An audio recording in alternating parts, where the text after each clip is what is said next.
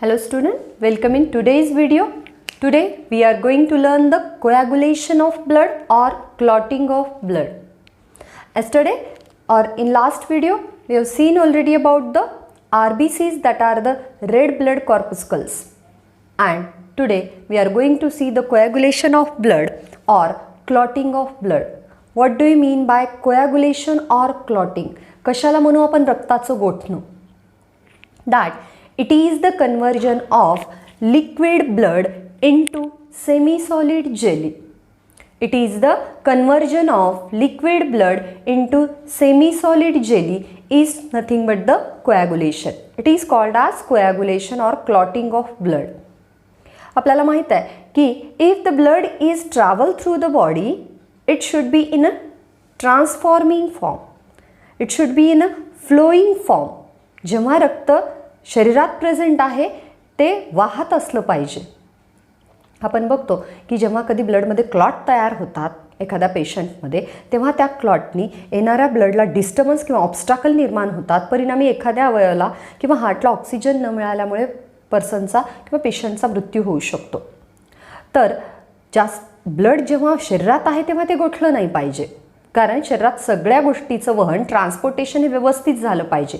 पण जेव्हा ब्लड शरीराच्या बाहेर निघतंय, म्हणजे if there is any injury in any accidental case or in any surgery, that must be clot Wien it is come outside of the body. जेव्हा ते शरीराच्या बाहेर येते तेव्हा ते काय झालं पाहिजे? गोठलं पाहिजे. It should be clot, it should be converted into semi solid jelly or a solid substance when it is comes in a contact with the air, and it should be for prevention of a loss of blood from the body of an animal. That coagulation of blood or clotting of blood, it is, again I repeat the definition, that conversion of liquid blood into semi-solid jelly is called as clotting or coagulation. Coagulation म्हणजे गोठणं, clotting म्हणजे गोठणं, आणि anticoagulation म्हणजे पातळ राहणं. Then बघा, it takes 2 to 8 minutes normally, but in any person blood clots normally in 2 to 3 minutes. जेव्हा आपल्याला एखादी जखम होते, जेव्हा एखादा कट लागतो चाकूने किंवा विळीने, आपण काही काम करताना किचनमध्ये, किंवा एखादा ॲक्सिडेंट होतो, तर नॉर्मली ब्लड हे 2 ते 8 मिनिटात गोठलं पाहिजे. पण साधारण पर्सनमध्ये ते 3 मिनिटातच गोठतं. कारण आपल्याला माहिती आहे की ब्लड क्लॉटिंगसाठी खूप सारे फॅक्टर रिक्वायर आहेत. इथं आपल्याला 13 फॅक्टर्स दिलेले आहेत. Factors are the nothing but the, आपण कशाला म्हणू factors? They are mainly proteins, they are mainly the phospholipids. हे सगळे प्रोटीन्स आहेत जनरली, जे आपल्याला कशासाठी लागतात? ब्लड क्लॉटिंगसाठी लागतात. आता तुम्ही बघाल ब्लडमध्ये what is present in blood? Plasma and the corpuscles. RBC आहे, WBC आहे, देन प्लेटलेट आहेत अँड प्लाझ्मा आहे. आता बघा, जेव्हा कधी आपल्याला एखादी जखम होते, एखादं आपल्या स्किनवर ओपनिंग इंजुरी होते आणि तिथून स्किन ओपन होते, दॅट टाईम त्या ओपन झालेल्या स्किनमधून ब्लड वेसल्स कट होते आपली, तिथून काय सुरू होतं? That there is a flow of RBC. RBCs काय व्हायला लागतात? तिथून फ्लो व्हायला लागतात. देन RBCs फ्लो व्हायला लागल्यानंतर ब्लडचा लॉस होऊ शकतो. ब्लडच्या पुढच्या एखाद्या अवयवाला, म्हणजे आपल्या शरीरातल्या त्या ब्लड वेसल्सच्या पुढच्या एखाद्या अवयवाला ऑक्सिजनची कमतरता निर्माण होऊ शकते. कार्बन डायऑक्साईडचं ट्रान्सपोर्टेशन कसं होणार? त्यामुळं ब्लड वेसल्समधल्या RBCs बाहेर यायला लागतात, पण तिथल्या WBCs आणि प्लेटलेट वर्किंगमध्ये लागतात. तिथं स्वेलिंग येते, तिथली जागा सुजते, इन्फ्लामेशन होते, गरम होते, रेड रॅशेस येतात जेव्हा कधी जखम होते आपल्याला, आणि तिथे ॲक्टिवली WBCचं आणि प्लेटलेटचं काम सुरू होतं. ब्लडमध्ये आपण एक बघू की RBCs म्हणजे कॉर्पस्कल्स नंतर एक भाग राहतो ज्याला आपण सीरम म्हणतो, ब्लड सीरम म्हणतो. It is the part which do not take part in the clotting. It is the part of blood which do not take participation in the process of a clotting. It is the blood plasma without fibrinogen protein. असा blood plasma आहे ज्याच्यात कोॲग्युलेशनसाठी लागणारे protein नाही आहेत, बाकीचे antibiotic आहेत, बाकीचे काही विटॅमिन्स आहेत. असा भाग जो कोॲग्युलेशनमध्ये भाग घेत नाही. जेव्हा कधी आपल्याला जखम होते आणि त्या जखमेवर काय तयार व्हायला लागतं? मेश लाईक नेटवर्क तयार व्हायला लागतं. अशी एक जाळी यायला लागते बघा. And that mesh like network, it is due to the fibrin. म्हणजे तुम्ही बघा, जेव्हा कधी आपल्याला जखम होईल तेव्हा आपल्या शरीरात काय तयार झालं पाहिजे? फायब्रिन तयार झालं पाहिजे. कशासाठी? त्या वाहणाऱ्या RBCsला, प्लाझ्माला थांबवण्यासाठी जाळी तयार झाली पाहिजे. And that mesh like network it is made up of fibrin, fibrinogen, आणि याच्यामधून जो बाजूला पिवळसर द्रव पदार्थ निघतो त्याला आपण काय म्हणतो? सीरम म्हणतो. तर सीरम हा ब्लड क्लॉटिंगमध्ये भाग न घेणारा मटेरियल आहे, पार्ट न घेणारं मटेरियल आहे. देन काय बघितलं आपण? It is the conversion of liquid into semi solid jelly called as coagulation of blood. Next, that many factor needed for the coagulation. ते फॅक्टर आपल्याला नीटसाठी विचारल्या जाऊ शकतात. That you have to must, याला आपण काय म्हणतो माहीत आहे की काही शब्दांच्या सहाय्याने एका रिदमिक प्रोसेसमध्ये एखादी गोष्ट लक्षात ठेवणं, त्याला आपण निमोनिक्स म्हणतो. कोॲग्युलेशन ऑफ ब्लडचं निमोनिक्स इथं मी दिलेलं आहे, जे सगळ्यांना माहिती आहे. बट तुम्हाला माहीत नसेल तर बघा, that first two 13 factor they are listed in the mnemonics. या रिदम स्वरूपात 13 फॅक्टर काय केलेले आहेत? दिलेले आहेत, जे कशासाठी लागतात? ब्लड क्लॉटिंगसाठी लागतात. बघा, तर हे फॅक्टर नीडप्रमाणे वर खाली आहेत, म्हणजे ऑर्डर व्यवस्थित नाही आहे, पण हे सगळे फॅक्टर इथे इन्क्लूड होतात. Foolish people try climbing long slopes. मूर्ख माणसं खूप लांब असे उतार चढायचा काय करतात? प्रयत्न करतात. After Christmas some people have fallen. Christmas झाल्यानंतर काही जण एक मोठा पर्वत चढायचा प्रयत्न करतात, पण काही जण त्यातले पडतात. हे लक्षातच ठेवायचं. Foolish people try climbing long slopes after Christmas. त्याच्यातले पहिले जे अक्षर घेतलेत बघा, F stands for the fibrinogen, it is one of the protein. People, P stands for the prothrombin, it is an active form of a thrombin. Try, T stands for the tissue thromboplastin. सगळ्यात महत्त्वाची गोष्ट, जो पहिला protein तयार होतो जेव्हा कधी जखम होते आपल्याला, तेव्हा आपण प्रोसेस बघणार आहोत, त्याच्या आधी आपण फॅक्टर बघूयात. Then climbing, C stands for the calcium ions. सगळ्यात एक महत्त्वाची गोष्ट, आपल्या शरीरात जेव्हा ब्लड गोठायचं आहे तेव्हा काय लागतं? कोॲग्युलेशनसाठी काय लागतं? तर विटॅमिन K, आणि दुसरी महत्त्वाची गोष्ट म्हणजे कॅल्शियम आयन्स. ज्यांच्या शरीरामध्ये, ज्यांच्या बॉडीमध्ये कॅल्शियम आयन आणि विटॅमिन कमी आहेत, त्यांचं ब्लड गोठायला काय लागतं? वेळ लागतं. That L, that E stands for the labial factor, slopes. S stands for the stable factor. Then A stands for the anti-hemophilic factor. Then C, Christmas. C stands for Christmas factor or plasma thromboplastin component, ज्याला आपण PTC म्हणू. Then some, Stewart Power factor. Then P again, some people, that is plasma thromboplastin antecedent, PTA. Then have H stands for the Hegman factor. Hegman, it is the name of scientist. And F, fallen, that is F stands for fibrin stabilizing factor.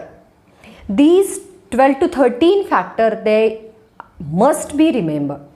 हे सगळे लक्षात ठेवायलाच लागतात. कशासाठी? Blood कोॲग्युलेशनच्या प्रोसेससाठी. आता बघा, आता आपण ॲक्च्युअल प्रोसेस बघूयात. What is the process by which the blood coagulates? तर लिक्विडचं सेमी सॉलिड जेलीमध्ये रूपांतर होणं म्हणजे काय? कोॲग्युलेशन आहे ब्लडचं. But the coagulation of blood it is divided into 3 phases. 3 टप्प्यामध्ये डिवाइड करता येईल. आपण कोॲग्युलेशन ऑफ ब्लडला, ह्या फॅक्टर्सला सगळ्या एक शब्द दिलेला इंग्लिशमध्ये आपल्याला, that stepwise clotting mechanism or cascade mechanism, CASCADE. एक लक्षात ठेवा, हे जर असं विचारलं कधी बोर्डाच्या परीक्षेत किंवा नीटमध्ये, कॅस्केड म्हणजे काय होतं? कॅस्केडचा अर्थ होतो एकानंतरच्या एक घड्या उकलणं. म्हणजे आपल्याला बघायचं आहे की काय काय लागतं आहे, तर थ्रोम्बोप्लास्टिन लागतं आहे, थ्रोम्बिन लागतं आहे, फायब्रिन लागतं आहे, एकानंतर एक नीड काय. किंवा कॅस्केडचा अर्थ होतो धबधबा, छोटा कोसळत जाणारा धबधबा. पाणी बघा, उंचावरून पडत गेले की थोडं थोडं खाले खाले असं पडत जातं. Stepwise, it is the stepwise mechanism of coagulation of blood और cascade mechanism of coagulation of blood. ठीक आहे. What is the cascade mechanism? Cascade mechanism of coagulation of blood divided into 3 phases. First phase, that is the thromboplastin formation.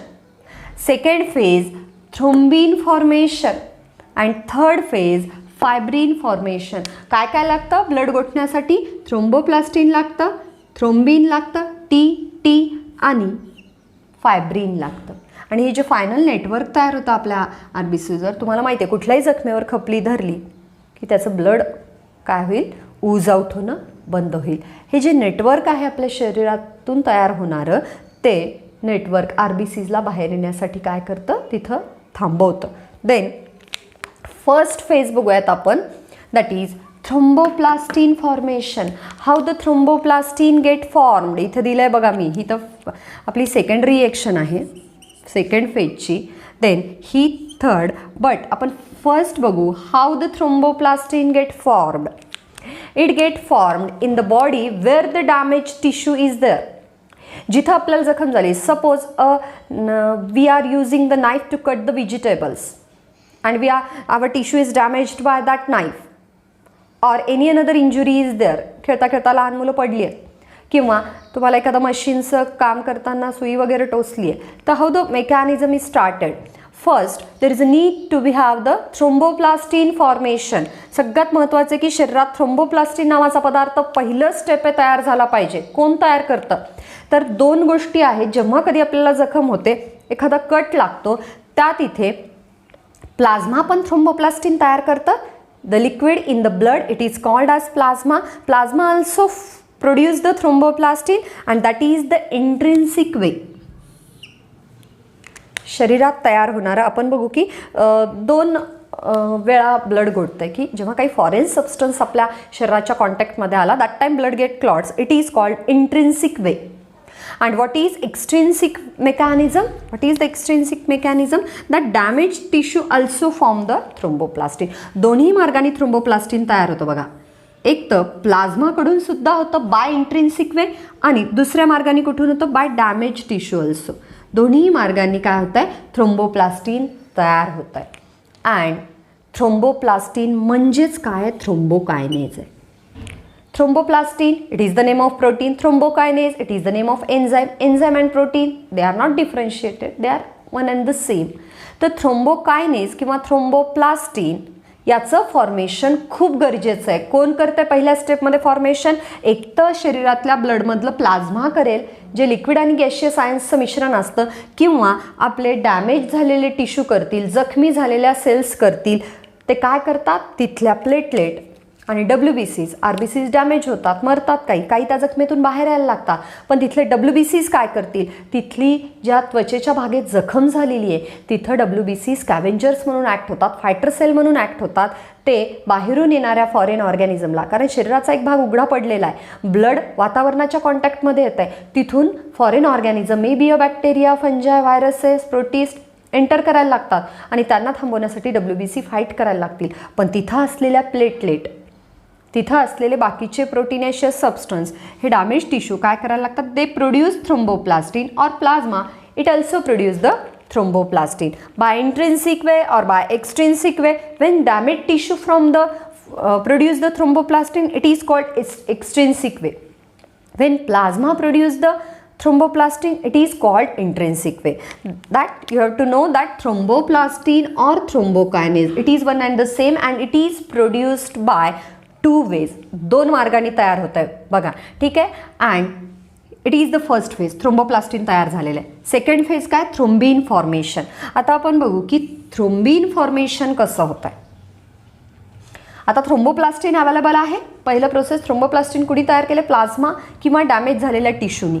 आता thrombin तयार करायचं आहे. कसं होतं आहे थ्रोम्बिन तयार? आपल्या ब्लडमध्ये लिव्हरद्वारे तयार केलेलं काय असतं आहे? एक प्रोथ्रोम्बिन नावाचं इनॅक्टिव्ह प्रोटीन असतं. It is get produced by the blood but in the liver and that protein require the vitamin K for the production. Vitamin K लागतं लिव्हरमध्ये प्रोथ्रोम्बिन तयार व्हायला. And that inactive protein prothrombin, it is get converted into thrombin but with the help of thromboplastin. पहिला पदार्थ तयार होतो thromboplastin, आणि हा थ्रोम्बोप्लास्टिन काय करतो? मग प्रोथ्रोम्बिनला थ्रोम्बिनमध्ये कन्वर्ट करण्यासाठी मदत करतो. प्रोथ्रोम्बिन हे इनॅक्टिव्ह प्रोटीनचं स्वरूप आहे, लिव्हरमध्ये तयार होत आहे, विटॅमिन केच्या मदतीनं तयार होत आहे. आणि या प्रोथ्रोम्बिनला थ्रोम्बिनमध्ये कन्वर्ट करण्यासाठी काय पाहिजे? ब्लडमध्ये थ्रोम्बोप्लास्टिन पाहिजे. थ्रोम्बोप्लास्टिन कोण तयार करत आहे? प्लाझ्मा आणि डॅमेज टिश्यू. आणि एकदा थ्रोम्बोप्लास्टिन तयार झालं की प्रोथ्रोम्बिनचं कशात रूपांतर होईल, थ्रोम्बिन होईल. आणि या ॲक्टिव्हिटीसाठी काय लागतं, कॅल्शियम आयन लागतं. बघा, थ्रोम्बोप्लास्टिन कोण तयार करतं, प्लाझ्मा आणि डॅमेज टिश्यू. थ्रोम्बिन कोण तयार करेल, थ्रोम्बोप्लास्टिन तयार करेल. ब्लडमध्ये ऑलरेडीच प्रोथ्रोम्बिन आहे. That inactive prothrombin produced in the liver converted into thrombin but with the help of calcium ion and thromboplastin. ज्याला आपण थ्रोम्बोकायनेज म्हणतो किंवा थ्रोम्बोप्लास्टिन म्हणतो, त्याच्या आणि कॅल्शियम आयनच्या मदतीनं काय तयार होतं, थ्रोम्बिन तयार होतं. ठीक आहे. आता थर्ड प्रोसेस आहे फेज थर्ड, फायब्रिन फॉर्मेशन. शेवटची स्टेप आहे की आता जखमेवर खपली सारखं नेटवर्क तयार व्हायचं आहे. दॅट काय लागतं त्यासाठी, we are already having the fibrinogen that in soluble form. Fibrinogen नावाचं प्रोटीन ब्लडमध्ये आहे जे सोल्युबल फॉर्ममध्ये आहे, but it is inactive form. Inactive फॉर्ममधलं सोल्युबल प्रोटीन कशामध्ये कन्वर्ट होतं, ॲक्टिव्ह आणि इनसोल्युबल फॉर्ममध्ये. आता ते घट्ट होणार आहे म्हणजेच insoluble, and that is called as fibrin. शेवटचं जे नेटवर्क तयार होतं ते कुणाकडून तयार होतं, फायब्रिनकडून तयार होतं. And now the blood get stopped flowing through the damage tissue. तिसरी स्टेप काय, that inactive fibrinogen which is in the soluble form in the blood, it get converted into active insoluble form in the fibrin with the help of thrombin. थ्रोम्बिनच्या मदतीनं फायब्रिनोजिनचं फायब्रिनमध्ये conversion होतं आणि fibrin हे असं network तयार करायला उपयोगी पडतात. आता तुम्ही बघा, जेव्हा कधी ब्लड डोनेट करायचं तेव्हा आपल्या शरीरातून ब्लड काढलं जातं. छोट्या त्या 450 ml किंवा 500 ml बॅगमध्ये ते भरल्या जातं. आता शरीरातून ब्लड बाहेर काढलं म्हणजे ते काय होणार, गोठणार. मग ते ब्लड गोठू नये म्हणून त्याच्यामधले काय काढले जातात, आता गोठण्यासाठी काय आवश्यक आहे, कॅल्शियम आयन. त्याच्यामधले कॅल्शियम आयन्स मायनस केले जातात, काढून घेतले जातात. That for anticoagulation of blood. शरीरात असताना ते वाहत राहिलं पाहिजे, बाहेर आल्यानंतर ते स्टॉप झालं पाहिजे. पण शरीरातून बाहेर निघाले ब्लड डोनेट करण्यासाठी काढलेलं आहे, पण ते गोठलं नाही पाहिजे, तर त्याच्यात काय करतात, अँटीकोॲग्युलंट्स ॲड करतात. पण त्यासाठी महत्त्वाचं म्हणजे काय करावं लागतं की एक दोन सबस्टन्सेस आहेत बघा, CPD आणि ACD, सिट्रेट फॉस्फेट डेक्स्ट्रोज आणि ॲसिड सिट्रेट डेक्स्ट्रोज. म्हणजेच ऑक्झॅलिक ॲसिड किंवा सिट्रिक ॲसिड नावाचा सबस्टन्स, ज्याला आपण ऑक्झलेट किंवा सिट्रेट म्हणतो, that should be added in the blood when blood it should be donated. जेव्हा ब्लडला डोनेट करायचं आहे, that blood in that blood citrate phosphate dextrose and acid citrate dextrose हे दोन पदार्थ मिसळवल्या जातात. And oxalic acid or oxalate and citric acid or citrate, that substance get mixed in the blood when it is expelled through the body. जेव्हा blood काढून घेतलं जातं, and in that blood when that oxalic acid or citric acid is mix, that oxalate or citrate it get mixed with the calcium ion and that calcium ion converted into insoluble form. आणि मग ब्लडमध्ये available राहत नाही calcium गोठण्यासाठी, त्यामुळे blood कसं राहतं, पातळ. बरं, लहान मुलांना एखादी लस देतात, त्या जागी गाठ तयार होते पाठीवर किंवा पेल्विक रिजनच्या एरियावर, हातावर किंवा पेल्विक रिजनच्या एरियावर. दॅट टाईम डॉक्टर एक ऑइंटमेंट देतात ज्याच्यामध्ये हिपॅरिन असतं, म्हणजे ती गाठ वितळली पाहिजे, ब्लड पातळ राहिलं पाहिजे. म्हणजे शरीरात असताना गच्च गाठी होऊ नयेत, ब्लडच्या क्लॉट होऊ नयेत, आणि शरीरातून बाहेर आल्यानंतर ते काय होऊ नये, फ्लो होऊ नये. बट त्या बॅग्समध्ये CPD किंवा ACD ॲड केलं जातं, जे ब्लड डोनेशनसाठी ज्या ब्लड बॅग तयार केल्या जातात, जे पर्सन्स डोनेट करतात. आता बघा, याच्यामध्ये सिरम नावाचा एक पदार्थ असतो, कशामध्ये, दॅट ब्लडमध्ये. It is the plasma without fibrinogen, it never get clot. हा न घोटणारा भाग आहे, हे प्लाझ्माच आहे, पण ज्याच्यामध्ये फायब्रिनोजिन किंवा प्रोटीन नसतात, जे ब्लड कोॲग्युलेशनसाठी मदत करतात. Again we will having the revision of this point that coagulation of blood, it takes normally 2 to 8 minutes, but if it doesn't clot in 8 minutes, the disease in which blood unable to get clot, the condition in which person having inability of clotting of blood, that is called as hemophilia. It is the royal disease. राजेशाही घराण्याचा disease आहे हा. Then it is having the crisscross inheritance. वडिलांना असेल तर मुलीला होतो, मुलीला असेल तर तिच्या मुलाला होईल. तर क्रिसक्रॉस इनहेरिटन्स आहे सेक्स लिंक्ड डिसऑर्डर्समधला. That it is the conversion of liquid blood into semi solid jelly called as blood coagulation और blood clotting. It takes 3 minutes normally or it takes 2 to 8 minutes.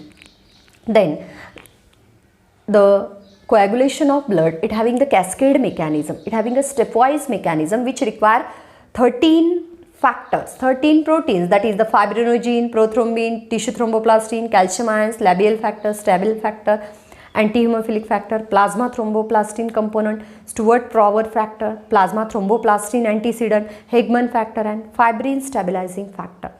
That it is remembered, you should remember this 13 factor by one mnemonics. एक गाण्या स्वरूपात रिदममध्ये आपण लक्षात ठेवू शकतो. Foolish people try climbing long slopes. Foolish people try climbing long slopes after Christmas. Christmas झाल्यानंतर मूर्ख लोक ते पर्वत चढायचा प्रयत्न करतात. Some people have fallen, पण काही पडतात. Foolish people try climbing long slopes after Christmas.